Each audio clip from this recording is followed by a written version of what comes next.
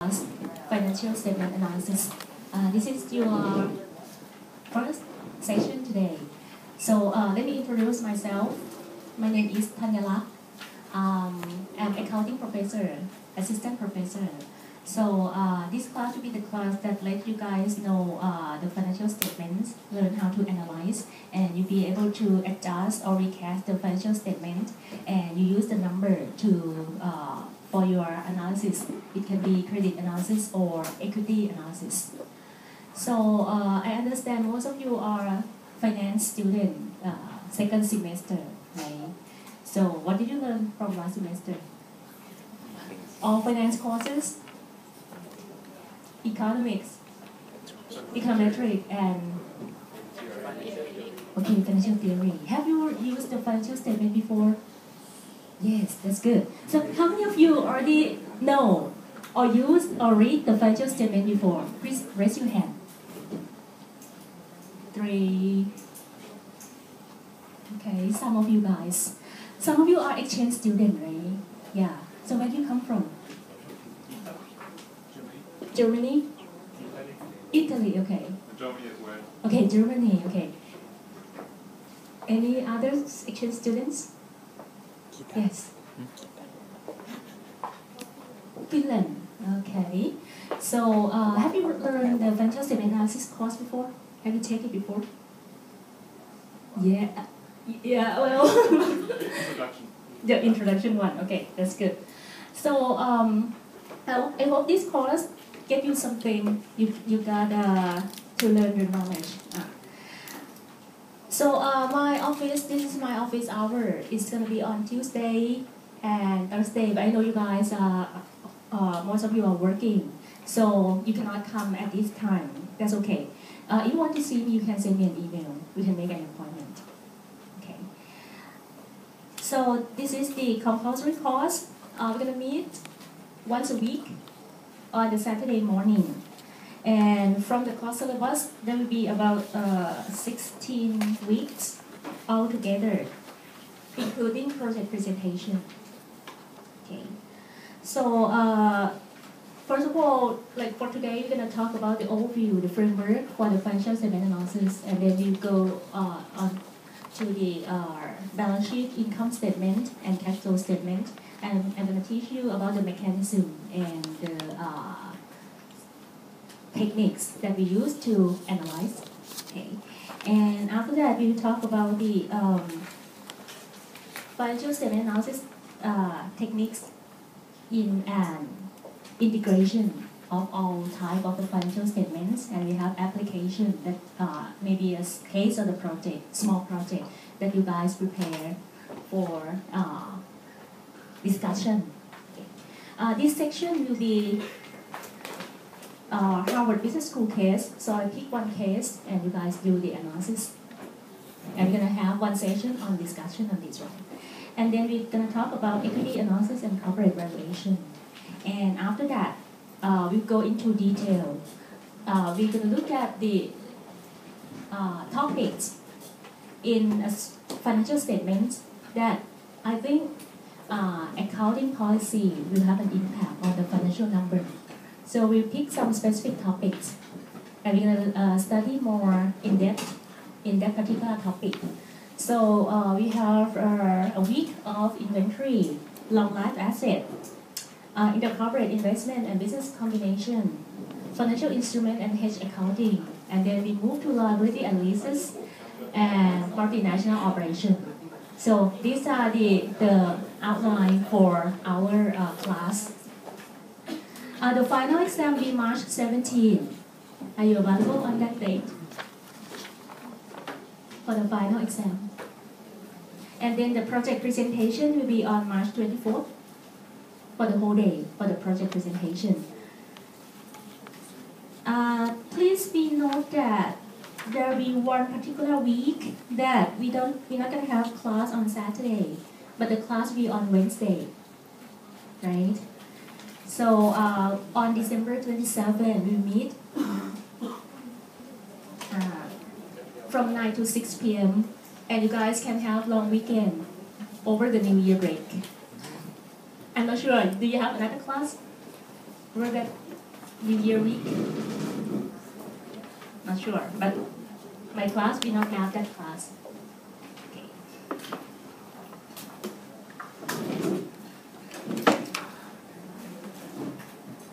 And I got a cold today, so maybe I may lose my voice. So just be patient. For the evaluation, in this class we will have quiz about 10%.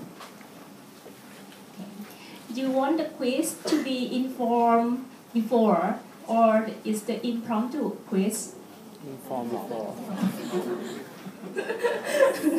I thought you want to have something more challenging. Okay. All right.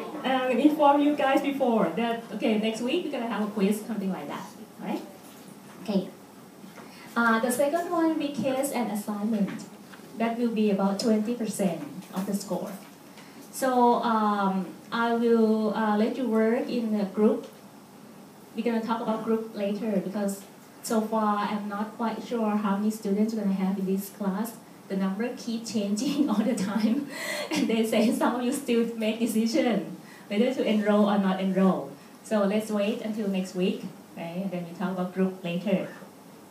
For case and assignment, there will be about I think 3 to 4 cases in total. All right. So that's about 20%. And the project will be the big one. That will be 35%. So for the project, you have to pick a company, the real company. And then you're gonna apply the knowledge that we learned from this course to analyze the financial statement of the company. You make a forecast, and then you're gonna do a small part of the equity valuation. Okay, so that's for the project. So it's gonna be group work too. And that's about 35% of your mark. And the final one will be final exam, 35%. Close book. Okay. All right. So that's all together. The material we use, we're gonna use the textbook, Robinson's. I think you guys will get the account. Have you got the account from the finance program yet? Yes or no? Not yet. This will be e-textbook. So one of you will have an account. You can register and then you can download the textbook. It's online, the online one. This one is very good because it's part of the CFA Institute Investment Series. So if you want to have CFA test, keep the textbook. This one, the reading will be very good. It helps you refresh it when you want to have a test later. Alright, and the supplementary text. This one, you guys, if you have another textbook that's related to financial statement analysis, you are welcome to use it. Any textbook is okay, right? When you read more, you understand more. Okay. And for the Thai version, actually I have one to recommend. If you are interested, for the Thai students, like if you have no idea and you think reading the textbook is very difficult to follow, this is my Thai version. If you're interested, you can buy it. Okay. I'm gonna pass it on, so you guys can take a look. And if you are interested, you can write down your name on the blank sheet, and I'll bring the textbook to you guys next time. Okay, so you can just pass it.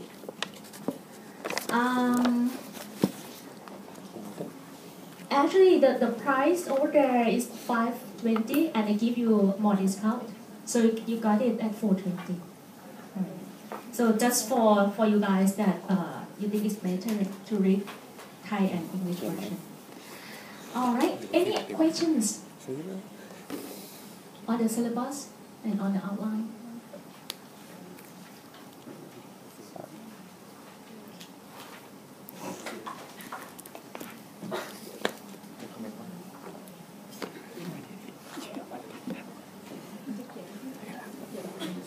Năm thứ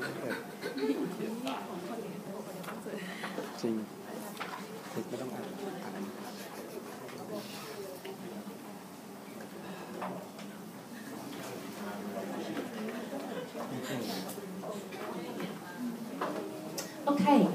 So,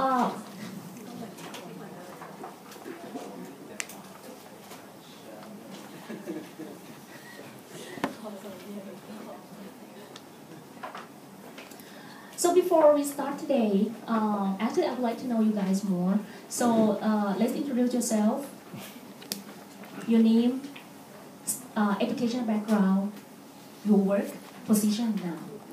Okay, each of you. So I'm gonna pass the microphone here. In Thai. In English, of course. This is English program. My name is Ekaritsi Kantaraman. My nickname is Son. So I'm working as a senior engineer in my Thai. Yeah, that's it. My name is Silipong. My nickname is Kit. I work at TRUE as the finance officer. My name is Silak. You can call me for. I'm working on business analysis. My name is Chalin Tip, or you can call me Tip. I'm working as compliance at Cisco.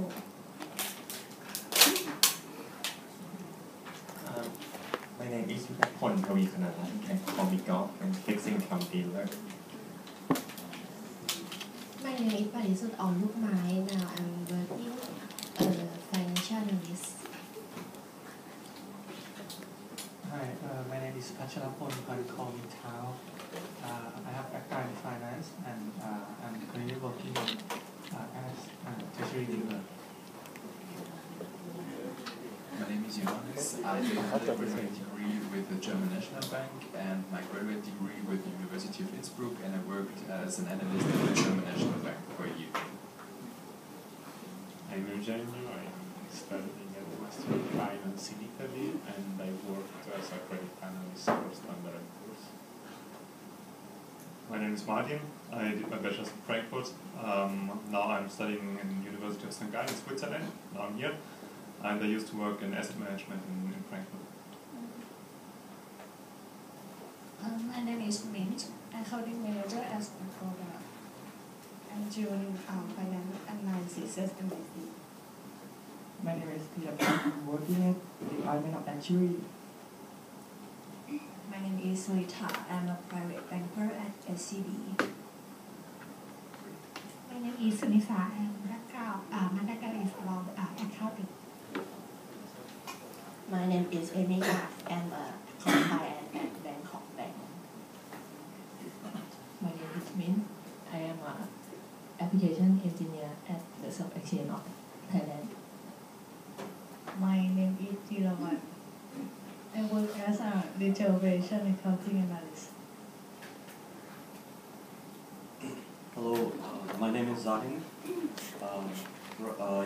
Before coming to Chula, I used to work in our MA business. We used to manufacture carton box, corrugated carton box.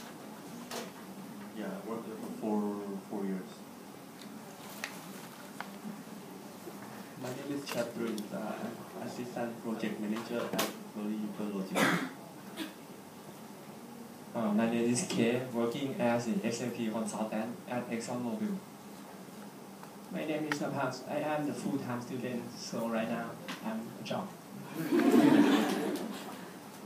My name is Parin Tinakwan. You can call me Young. Currently, I work at my family business. My name is Yani. I'm financial analyst at Bunwa Brewery. My name is Gampon, or you can call me Henry. Study at full-time also, so I have no job right now. Hello, my name is Bill. I am full-time student. I used to work as an engineer, and I have no job right now.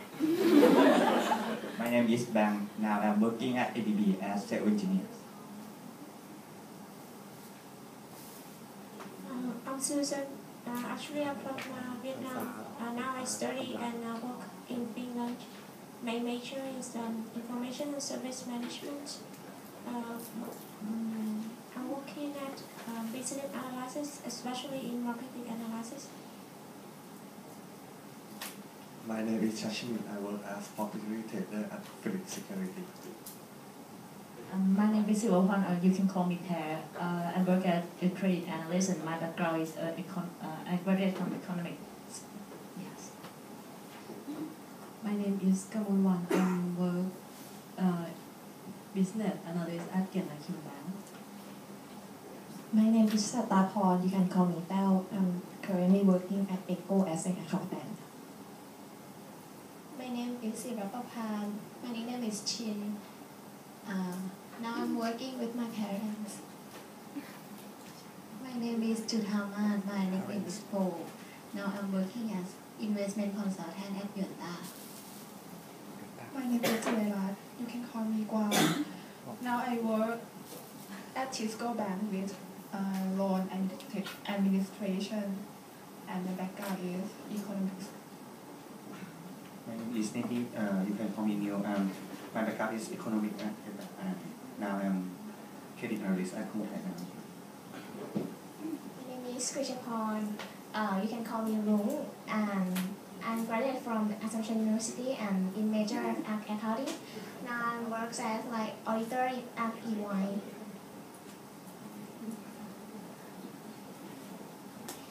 I'm Pochanan or Na. I have accounting background, but I choose to be the financial analyst at IBL. My name is Walud. You can call me Joe. Now I'm working as analyst at Bank of Thailand. I'm King. I have engineering background. Now I'm a business analyst at Part1. I'm Punyarut, or you can call me Gung. Now I work as an investment consultant at Financial Security Company. My background is economics. My name is David. I graduated with a hospitality degree, and I work as equity sales at Financial Securities.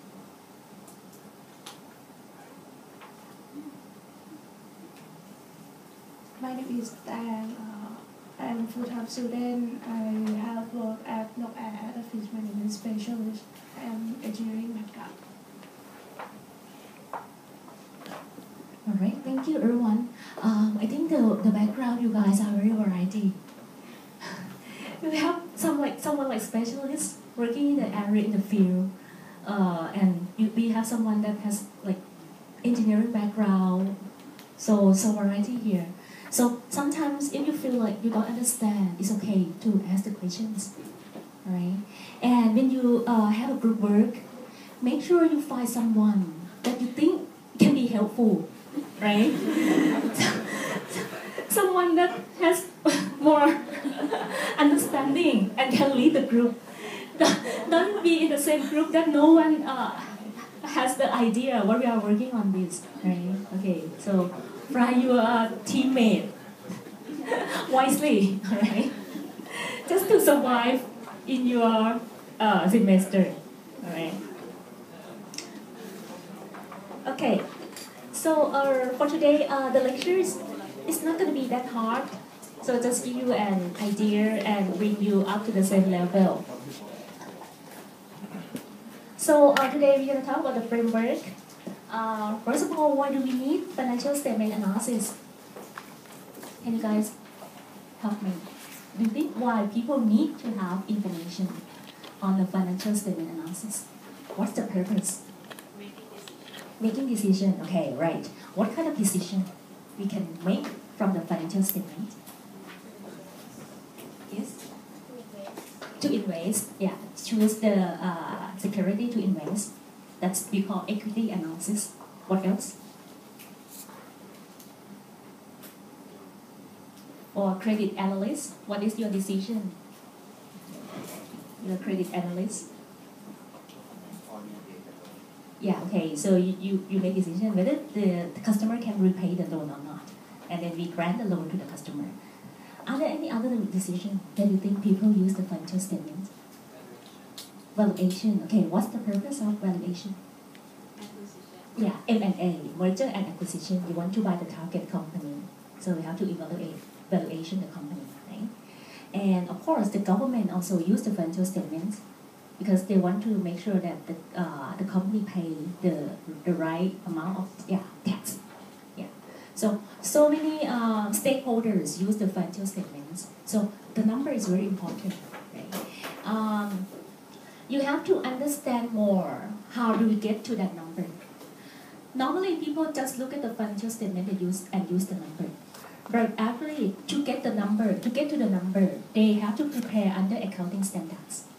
So the financial statements are under either IFRS if you are international company, or if you are the US company, you have US GAAP. In Germany, I believe you guys use IFRS now, right? International Financial Reporting Standards. Yeah. You already adopt it. European country adopt IFRS already. In Thailand, we also adopt IFRS, but not full version of IFRS. So some of the standards we still under the implementation or haven't implemented yet, but most of them already follow the IFRS. So in this class, the main focus will be on the IFRS, and we're gonna talk about the difference between IFRS and US GAAP a little bit. Right, if there's still difference, so you guys understand more on both accounting standards. So when you look at the financial statements, the number is not perfect because if you are from different company, if they use different accounting standards, they're gonna come up with a different set of the number. And also, when they disclose the information in notes to financial statements, sometimes one company may disclose more than another company, right? So notes to financial statement is also very important. You have to read through it. In some company, the note is very thick, like 200 pages. Even auditors, they say that I have no idea what is it in these 200 pages, and they don't know who's gonna read it, but they have to prepare it.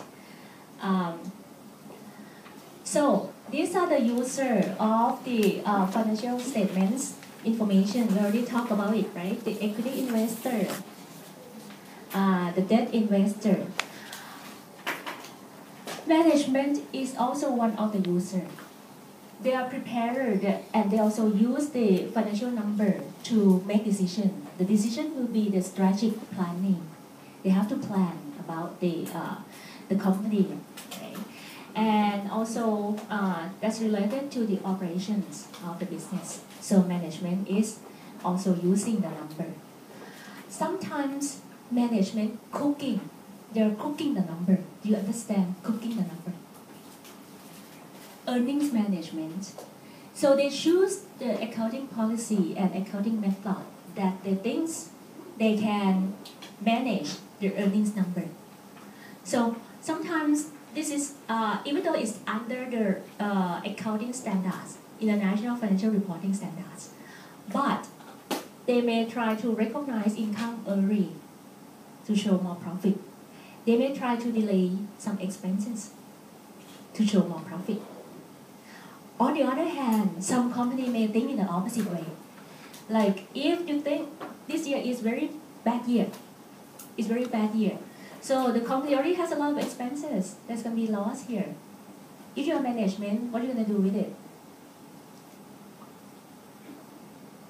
What is the strategy that management usually they love to do if this year is a bad year already? Yeah. Everybody thinks it's going to be bad because put everything that's bad inside this. Right. Yeah. So put a lot of things that are already bad in that particular year. Like write off the asset, have asset impairment, and record a lot of expenses in that particular year. So this year is you're gonna blame it. Maybe it's flooding, so you just blame the flood. It's not the management fault, right? So in accounting techniques, we call this is big bad of the accounting number. Right? So we're gonna learn about this more. So people use the financial statement for the different purpose. And these are all stakeholders that they use the financial statements. M&A is one of the financial statement decision. Right?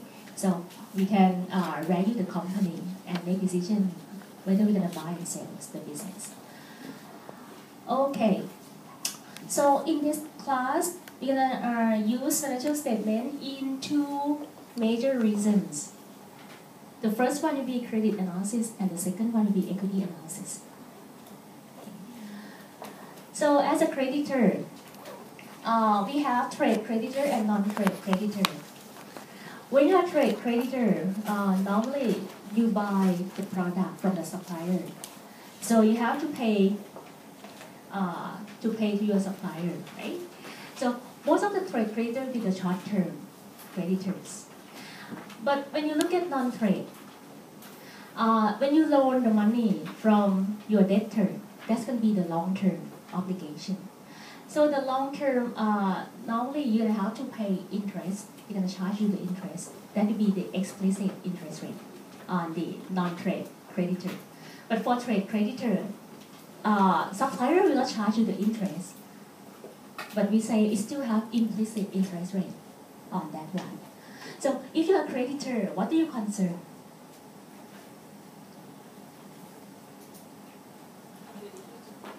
Yeah, ability of the company to pay the money to you, right? So that's your concern about the creditor.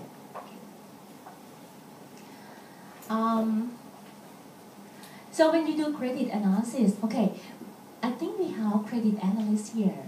Where are the credit analysts? All right, can you share with the class? What do you normally do in your job? I was working for Standard & Poor's, so the aim was giving a rating, but basically we were analyzing two main aspects of the company. On one side, the business aspect, and on the other side, the financial aspect. So for the business aspect, we cared about the management, the strategy, the prospect of the industry, while for the financial aspect, we cared about liquidity, solvency, the distribution policy, and all the prospects for the future. And then we combine these two aspects following some matrices, and at the end we gave a final valuation. Yeah, and for the more financial part, we were basing the analysis on specific ratios, like 12 ratios that had different way to give a final score to the company, or the bank, or the government. What are the important ratios that you The most important are the most basic one, like debt on equity, or discretionary cash from equity, or in general cash from the operation on that. It depends. There are different category of ratios. There are the liquidity ratio, the solvency ratio, and the discretionary cash flow. And then depending on the industry, there are different ratios. And obviously, for example, if you're doing credit analysis of a government, you use completely different ratios. And for a banks, you stress more the financial ratio, while for a company, you stress more, for example, the cash flow from operation. So, as a credit analyst, you are concerning about the ability of the company to pay, right? So for Standard & Poor's, you say you're making the rating. So they're concerned about the business analysis part and then the financial part, right? So excellent, thank you very much. Therefore, there will be the particular ratio that for the financial part that they look at. And I think most of the important one is talk about debt to equity ratio. Right? Because as a creditor, you are concerning about the proportion of the capital structure, whether the company use a lot of debt or use a lot of money from the equity holder. If they use a lot of debt, they'll be more risky, right? So you have to evaluate on that one. All right. So when we talk about equity analysis, people can use two methods here. First of all, we call technical analysis. For technical analysis, well, you look at the pattern of the stock price, right? And then it can tell you when is the good time to buy stock or when be the good time to sell the stock. So that's a technical analysis. Are you familiar with technical analysis here? How many of you already trade a lot in the stock market? Yeah, if you have an expert here, you're gonna be more familiar, right? They look at the graph and then they say, okay, the candle, they call the candle. So the angle of the graph and tell you when to buy and when to sell. Right? So that's we call the technical analysis. But in this course, we don't care about technical analysis. We don't look at the pattern or the price. What we're going to do here, we will do fundamental analysis. So we will define the intrinsic value of the firm. Intrinsic value of the firm. And we don't refer to the stock price. So after we got the intrinsic value, and we're going to compare with the price later. And that will tell us when to buy and when to sell the stock. Okay. So to do fundamental analysis, this will be our framework throughout the class, right? And it will be part of your project too. Okay. So you have to, first of all, look at the business environment of the company. Like what he said, analyze the business first. Right? What's the industry? How is the industry? How is it doing? Right? What's the strategy of the company in the industry for growth or expansion or maintain the operation? What's the strategy of the company? How is the competitors in the industry? What are they doing? And how is our margin in the industry? Okay. So those will be the first part, business analysis. We're going to talk more about this later. The second part, accounting analysis. Before you go to the financial statements, you should understand the main accounting policy.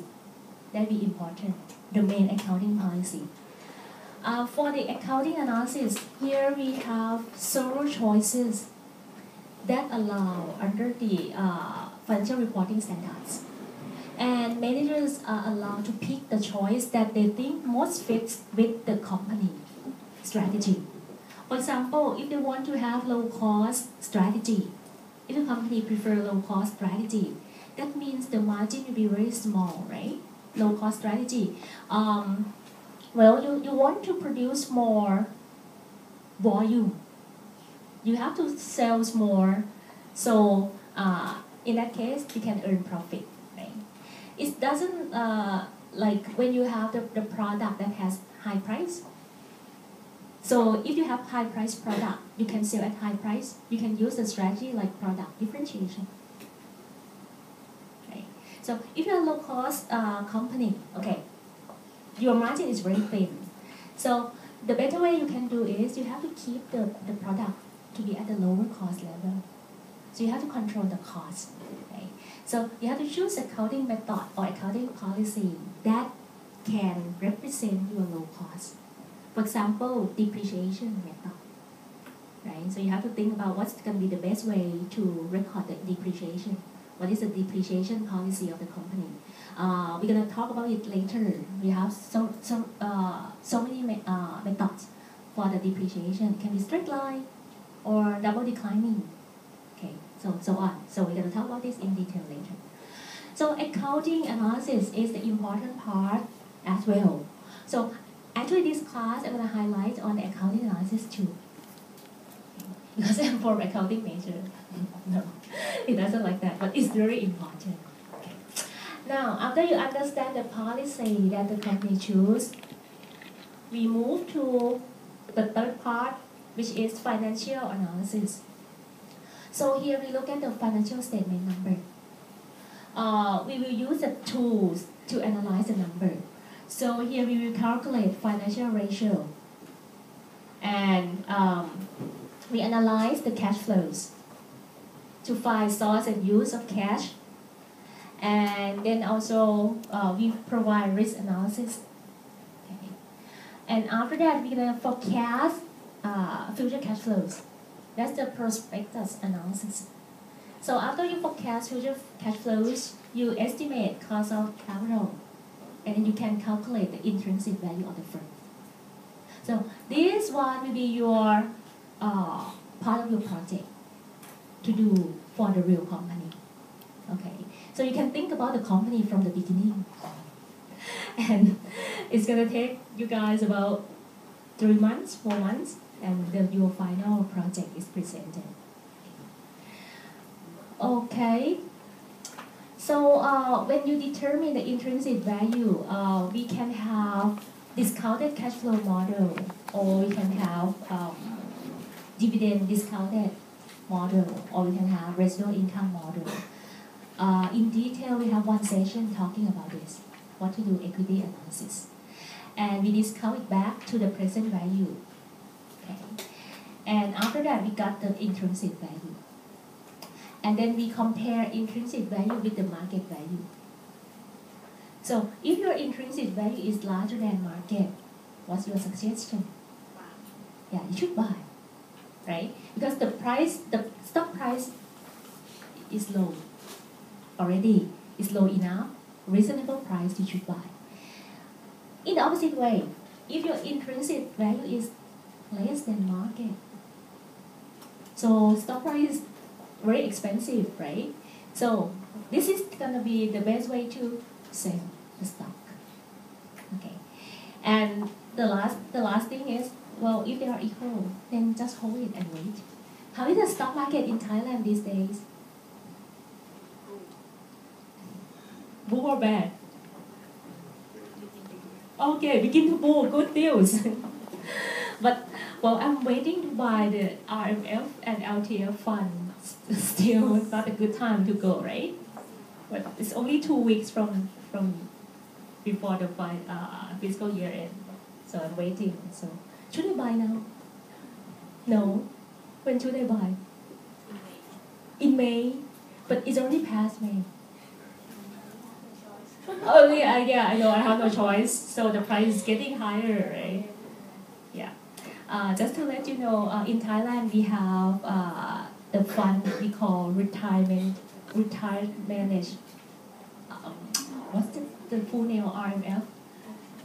Yeah, retirement mutual fund. And then if you buy this funding, you can use as a tax credit.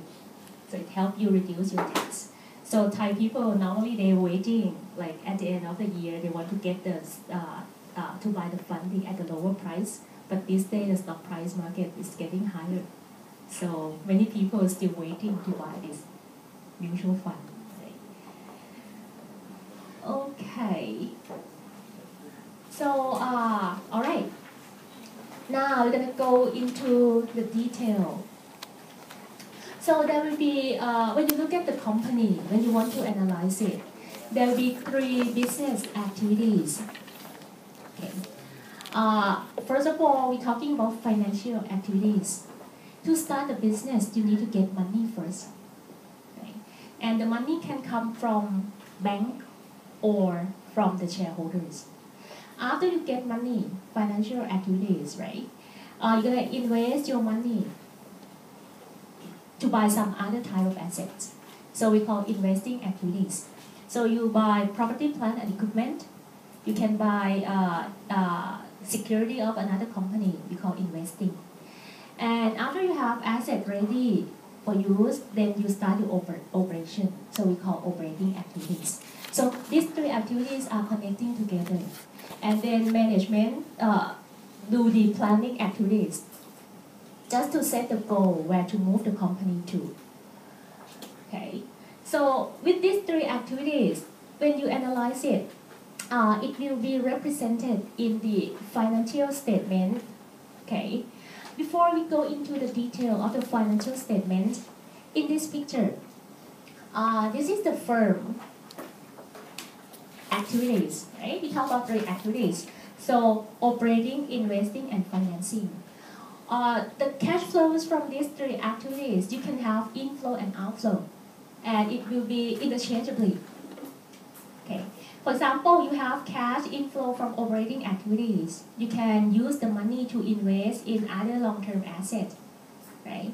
And once when you invest, you can have cash outflow when you invest it, and later on you get the outcome from the investment. That can be cash inflow in the investing activities. And if your money is not enough to invest, you're going to borrow. So that's going to be financing activities. You can borrow money. Okay. Or you can issue new shares to your shareholders. Right? So these 3 activities interchangeably. Now, this is investor household. Okay. We're going to talk about the value of household. So We separate into debt holder and shareholders. That's the two main sources of finance activities. If you're a debt holder, you pay cash to the business, right? You loan the money to the business. Your return will be in terms of interest, and finally you want to get the principal amount of loan. You want to get it back. Okay. And if you're the shareholders, you purchase shares from the company. What do you want in return? Dividend. Yeah, that's your outcome. You want to get dividends in return. Or sometimes the company can repurchase the share. Okay. So this one, when you want to find the value of the business, okay, this is the firm value. So we have something look like T account here. In this T account, on the left-hand side, this is the asset of the company, right? And on the right-hand side, we have two components. We have debt and we have equity. So two components, right? So if you want to find the value of the firm, that's equal to the value of asset. To get the value of asset is coming from debt plus equity.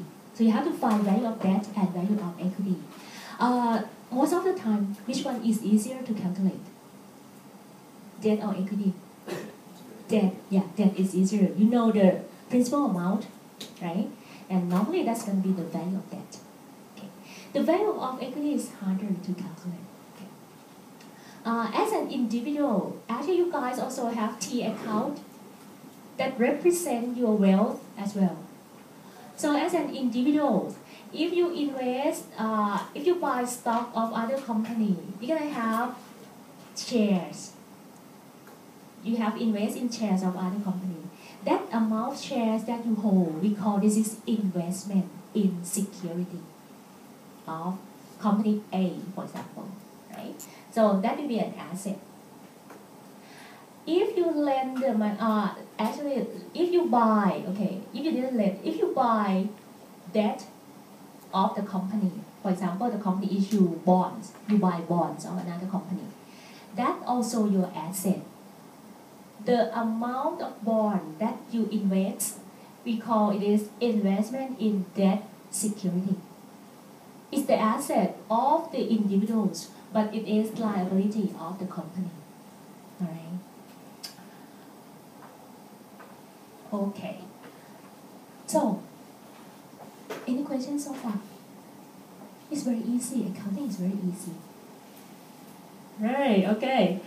Now, when we want to analyze the data, what kind of information that we can use to analyze it? Well, we can use both qualitative and quantitative data. So most of the time, people look at annual report, and you look at financial statements. Yeah, that's correct, but that's not all. So you have to look at the information on industry statistic. How is the GDP in this particular year? Or how is the market growth, for example, that help you forecast, right? And you also look at some economic indicator. And for qualitative data, I suggest management discussion and analysis is a good source to read, to get an insight. But don't believe MD&A 100%, right? You read to get the tone of management, that how they deal with something bad. Let's say the number that's so bad. You read MD&A, you can see what management try to deal with it. And then you can get the sense that, okay, sometimes they want to hide something. So they may say that, well, this transaction is just the normal cost of the business, but actually the number of loss can be very big, right? And then you can help try to get the feedback from the MD&A, right? Now, sometimes you got more information from press release, or you may go to Facebook, you can see news of the company. I think these days technology helps us a lot. When you read some qualitative data, you can use a lot of source of information that help you analyze the company. Oh, and by the way, when you read somebody else and you want to put it in your report, make sure you do the citation. Don't just copy and paste on your report. All right, that's plagiarism. You get 0 even can detect it that you just copy and paste on your report. So if you want to use somebody else, you just paraphrase it in your own word, make a citation. That's fine, right? But most of the time, I think the best report is you read all the information, you do your own analysis, and then you come up with your own analysis. Because different people, they have different analysis, and it cannot be the same. It cannot be exactly the same. You have to come up with your own version. Okay. All right. Now, in this picture, so we already talked about 3 activities. So financial statement capture 3 activities. The first activities, okay, here we have financing activities. In this part, you got the money from either creditor or the shareholders. If you got it from creditor, then you can separate into current and non-current liabilities. It can be current and non-current. And also for the shareholders that presented under common stock. Okay. This is part of your balance sheet. Okay. Now on the first column, we have investing activities. Investing activities are the money that you use to buy an asset. So here we have list of assets here. Current asset and non-current asset. These 2 columns, it will be shown in the balance sheet. Okay. Now, for the operating activities will be shown in the income statements. So this box representing income statements. Here we have revenue minus expense, you have net profit. And the last one is the cash flows. These 3 financial statements, you're going to use this a lot. Okay. So for the cash flow statements, basically it shows the change in cash inflow and outflow among the 3 activities. Okay. So to prepare cash flows, you have to prepare cash inflows for operating, investing, and financing. All 3 activities, you add them together. That's the net change in cash flows. All right. So for the full set of the financial statement, here we already talked about the first one, balance sheet. Actually, the full name is Statement of Financial Position. That's the full name. Before we adopt IFRS, we used to call it balance sheet. It's okay to call balance sheet, but you should know that it's the same as Statement of Financial Position. The second one, income statement. Right now, we call it Statement of Comprehensive Income. Right? And the cash flows, this is the third one. The 3 main financial statements are the most important one that we use it. But if you look at the full set, there will be 2 more. Okay. The next one is statement of changes in stockholders' equity. All right. So in these particular statements, we're going to look at just equity part, and then we show the change in equity part. Okay, I'll give you some example more in detail. And the last part is notes to financial statements. So these are the full sets of the financial statements, all right, according to IFRS, International Financial Reporting Standards. For the balance sheet, normally we prepare at the end of the period. So balance sheet represents the position of the company at the point in time. At the point in time. For example, at the fiscal year end. In Thailand, I think most of the company, they have fiscal year end December 31st. So that's the most popular fiscal year end.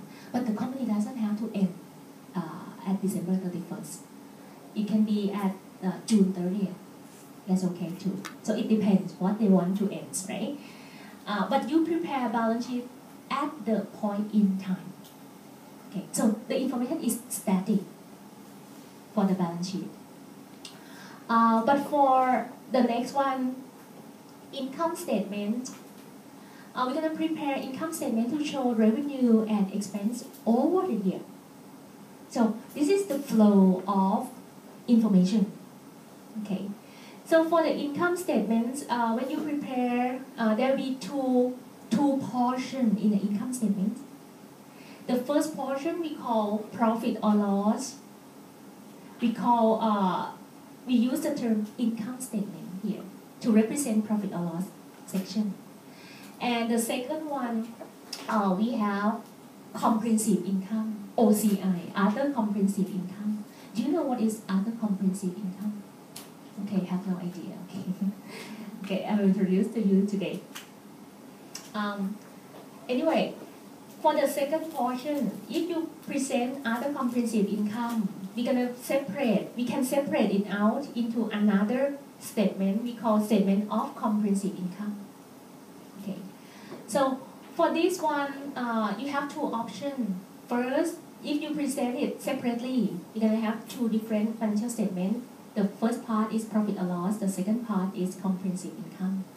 Or the second option, you just combine them in a single financial statement.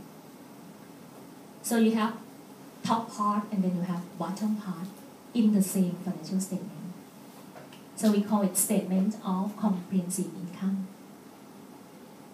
Okay. So if people ask you what's the full set of the financial statements, the answer will be 4 financial statements. Okay, what are the 4 financial statements? Balance sheet, right? What else? Income statement, cash flows, statement of changes in equity, and the last one, notes to financial statements. Don't forget notes to financial statement. And for the last one here, if you saw the company showing the financial statement, the balance sheet, 3 years, 3 columns. So normally when you show financial statements, there can be only 2 columns. You prepare current year with prior year, there's going to be only 2 columns. But if you saw the company showing 3 columns, financial statements, that means there will be some adjustment or restate, right? The prior year financial statements. So that's why they have to prepare. So sometimes the company may change accounting policy. They apply the new accounting policy. And they have to restate some item in the financial statements. So they have to show 1 more column, go back to 1 more year for the comparable. Okay. All right, now, this one will help you guys understand the financial statement more. And then we use the number to analyze later. So let's start with the first one, statement of financial positions. Here we're gonna have this equation. Okay. So in the balance sheet, we have asset that should equal to liabilities plus stockholders' equity. And for an asset should be classified into current asset and non-current asset. Can you give me some example of current asset? Cash again, yeah, okay. Inventory, account receivable, what else? Okay, short-term investment, yeah. Short-term investment in marketable security, right? So the purpose is for trading. So you buy it and then you sell it very quick when the price changing. Anything else? Prepayment, yeah, something that you prepaid. Prepaid in advance, prepayment. What about deferred charge? Deferred charge. Do you know what is deferred charge? Or deferred cost? Yeah, what is it? Is it liability? Is liability or is it an asset? Okay, Okay, we have two words. Deferred cost.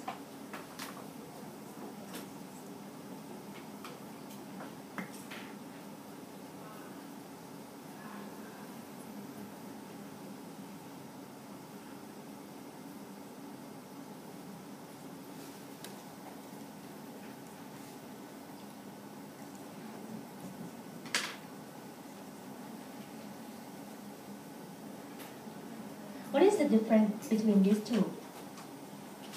Deferred cost and deferred revenue.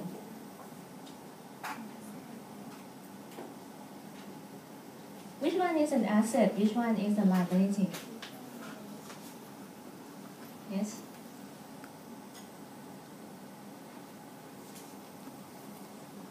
Okay, we have option number 1, asset. Number 2, liability. Number 3, expense. Number 4, revenue. Can you put this number to this type of account? What do you think they are?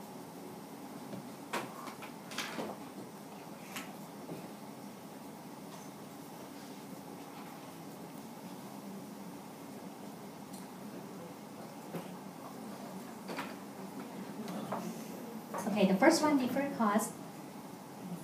What's the answer? 1, 2, 3, 4. 4, 3, 2, 1. Okay. Okay, we have all 4.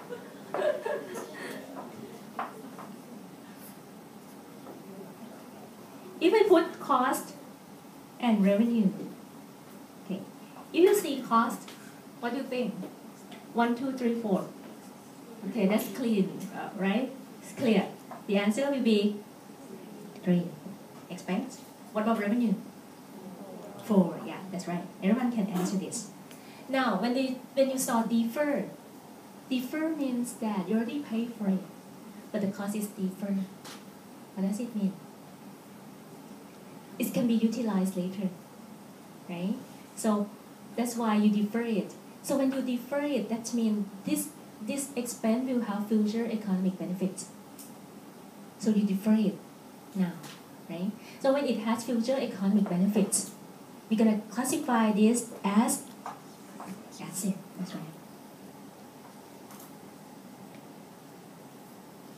So it's gonna be deferred cost.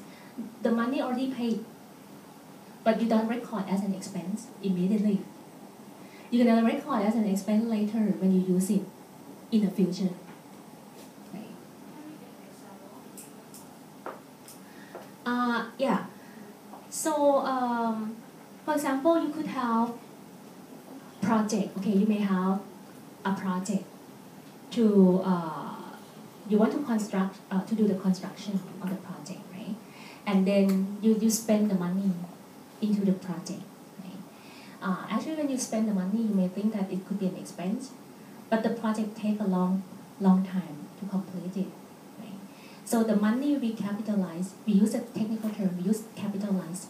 Capitalized means we defer the cost into the project, and then you can amortize it to be an expense later when the project is completed. Something like that.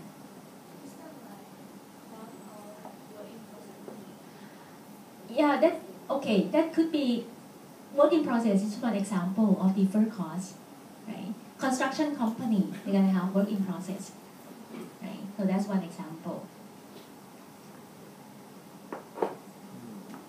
Okay.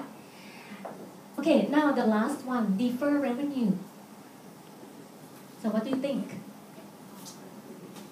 That would be liability. The answer is number 2.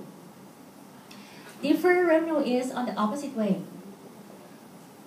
You already got the money, but you haven't performed the service yet. You're gonna perform the service later.